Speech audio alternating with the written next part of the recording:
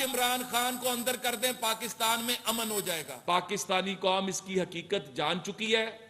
इमरान खान की कहानी खत्म हो चुकी है और अगले चंद दिनों के अंदर अगर आइन और कानून के मुताबिक काम हुआ तो ये जो नकली लंगड़ा है आपको जेल के अंदर नजर आएगा। मेरा आज कौम से सवाल है कि ये भगौड़ा क्यों भागा 33 हलकों से। वो पता था कि अब ये नाअहल होंगे और स्क्रूटनी के अंदर जो कौमी असेंबली की स्क्रूटनीज हैं वहां पर ये सवाल उठेगा।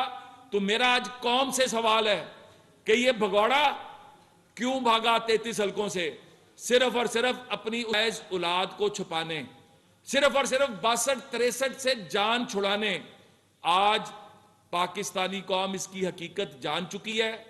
इमरान खान की कहानी खत्म हो चुकी है और अगले चंद दिनों के अंदर अगर आइन और कानून के मुताबिक काम हुआ तो ये जो नकली लंगड़ा है आपको जेल के अंदर नजर आएगा, सारी उम्र के लिए नाअहल नजर आएगा।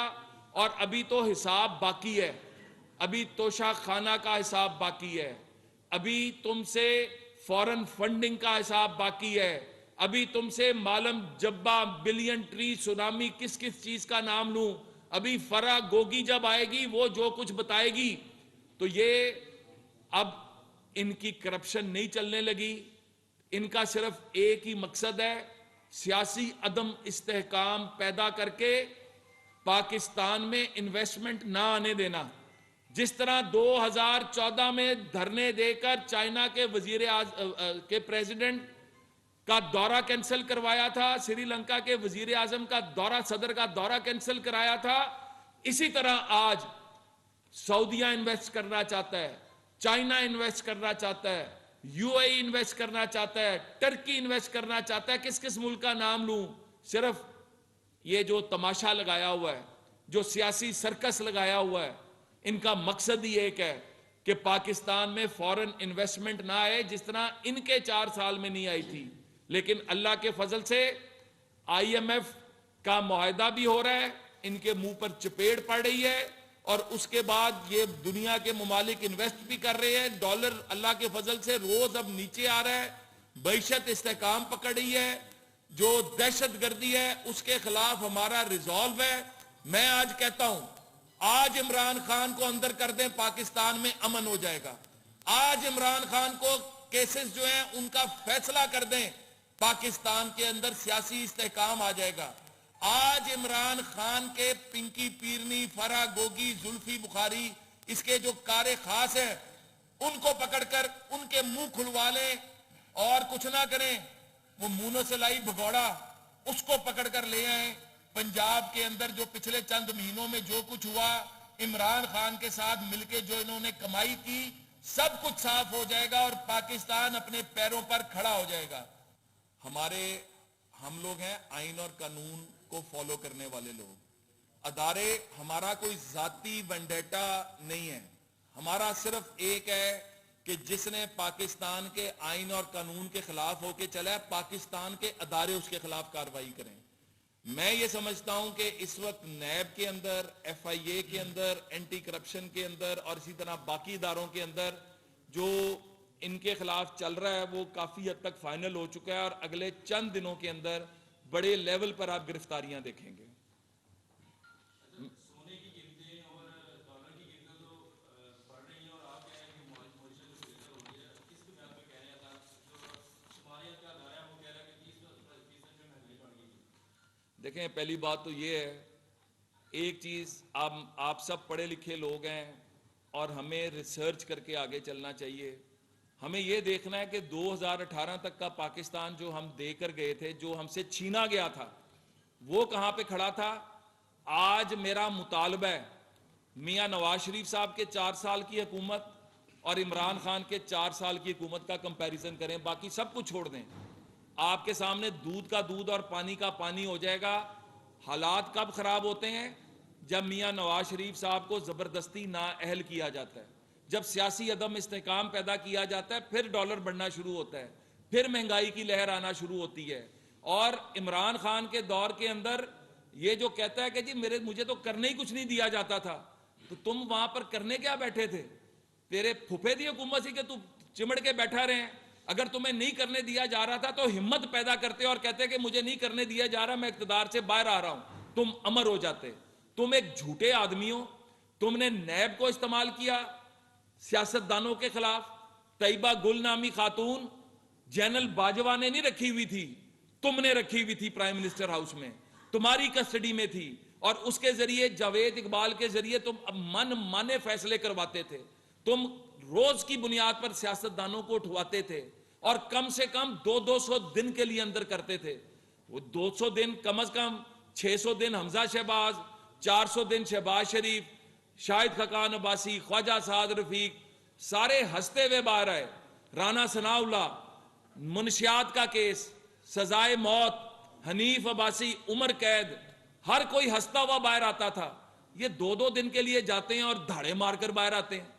तो ये जेल नहीं भर सकते, ये जेबें भर सकते हैं, ये अवाम को झूठे तसल्लियां दे सकते हैं। तो इसलिए पाकिस्तान के अवाम का भी फैसला है कि जेल भरेंगे, लेकिन उनसे जिन्होंने जेबें भरी हैं। राणा साहब ये बताएं कि इस वक्त मुल्क में हुकूमत किसकी है? मरीम नवाज उस हुकूमत को नहीं कर रही, वो कह रही हमारी हुकूमत तब होगी जब नवाज शरीफ आएंगे। तो ये नवाज शरीफ की हुकूमत है या शहबाज शरीफ की हुकूमत है? किसकी हुकूमत है? पहली तो बात है जी, देखें, ये पीडीएम की हुकूमत है और पीडीएम की हुकूमत मियां नवाज शरीफ साहब की तायद से है। मरियम नवाज शरीफ साहिबा का जो बयान है उसको सियाको सबाक से हटाकर जो है वो पेश किया जा रहा है। ये जो कुछ आज चल रहा है, ये 13 की 13 जमातें जिसमें मुस्लिम लीग नून भी शामिल है और ये सब मिलकर चल रहा है। ये मैंने फिर कहा, पाकिस्तान दिवालिया होने जा रहा था। हमने वक्ती तौर पर अपने सियासी कैपिटल की कुर्बानी दी है रियासत को बचाने के लिए। तारीख जो है ना, तारीख सब कुछ साफ करके सामने ले आती है। जिस तरह तारीख के अंदर किरदार निकल कर आ गए कि 2014 का जो धरना था, लंदन प्लान कहां पर बना, किसने कराया, कौन लोग मुहर्रक थे, इसी तरह तारीख बताएगी कि अगर पाकिस्तान की ये 13 जमातें ये फैसला ना करती तो आज आप 272 के पेट्रोल पे जो है परेशान है। यहां पे 1000 रुपए का पेट्रोल नहीं मिल रहा था। श्रीलंका को देखें जहां पे दिवालियापन आया। तो ये जिंदा कौमें वक्ती तौर पर मुश्किल फैसले करती हैं और उन फैसलों पर खड़े होना पड़ता है। हम अल्लाह के फजल से खड़े हैं और हम रिलीफ भी दे के देंगे। बारी बारी बारी बारी।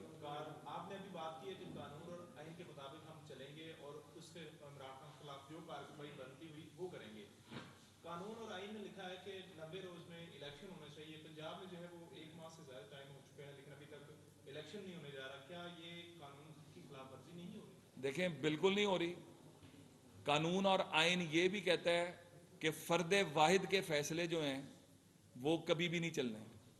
हमारे कानून आइन में लिखा हुआ है ना, आर्टिकल 6 क्या है कि फर्द वाहिद और उसके साथ जो उसके एक्म्प्लिसेस हैं उनकी विम्स एंड विशेस पे नहीं चलना, किसी के हमने ख्वाहिशात पे नहीं चलना। ये बता दें कि असेंबलियां तोड़ी क्यों गई। 12 घंटे के अंदर आप वोट ऑफ कॉन्फिडेंस लेते हैं और उसके बाद असेंबलियां तोड़ देते हैं। किस बुनियाद पे? अगर आपके मर्जी और मंशा के मुताबिक चलना है तो फिर पाकिस्तान तो उसी तरह चलेगा जिस तरह 2018 से 2022 तक चला।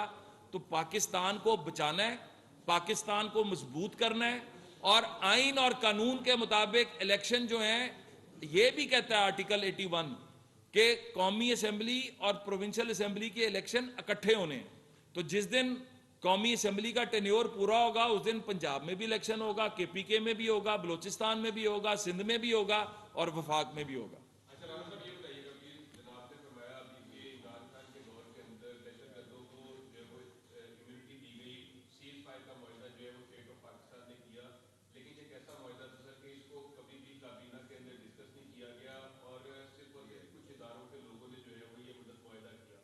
आप क्या समझते हैं, आज पीडीएम की गवर्नमेंट है, आपकी पार्टी भी उसी गवर्नमेंट का हिस्सा है, क्या फर्दर उन लोगों के खिलाफ जिन्होंने वो सीज फायर वायलेशन का मुआहदा, जो सीज फायर का जो मुआहदा किया था, उनके खिलाफ इंक्वायरी करेगी कि कैसे 1000-2000 बंदा दोबारा पाकिस्तान में सेटल किया गया जिसका खुमियाजा तो होगा? देखें, अगर आप देखें तो पहली दफा है कि कौमी असेंबली के अंदर मिसिंग पर्सनस के ऊपर ना सिर्फ कार्रवाई भी हो रही है, वो लोग जिन लोग जो पर्सनैलिटीज़ उसमें इन्वॉल्व थी, उनके खिलाफ कार्रवाई भी हो रही है। तो ये स्टेप बाय स्टेप होता है। बिल्कुल, अगर आप एक मजबूत पाकिस्तान चाहते हैं तो फैसले पार्लिमान से निकलने चाहिए, फैसले जमहूरी अदारों को करने चाहिए, उनके ऊपर स्टैंप जो है जमहूरी अदारों की होनी चाहिए। और जब तक नहीं होगी तब तक यही होगा जो हो रहा है। तो ये हमारा रिजॉल्व है कि हमने पार्लिमान को भी मजबूत करना है, पार्लियामेंट को मजबूत करना है, और फैसले जो अवाम के वोटों से मुंतखब आए हुए लोग हैं उनके थ्रू कराना। यही जो इमरान खान का बयानिया है कि फैसले जमहूरी इदारों को करने चाहिए, तो पीडीएम के फैसले कौन कर रहा है? देखें, पहली बात तो यह है कि इमरान खान को तो बात करने जे भी नहीं देती।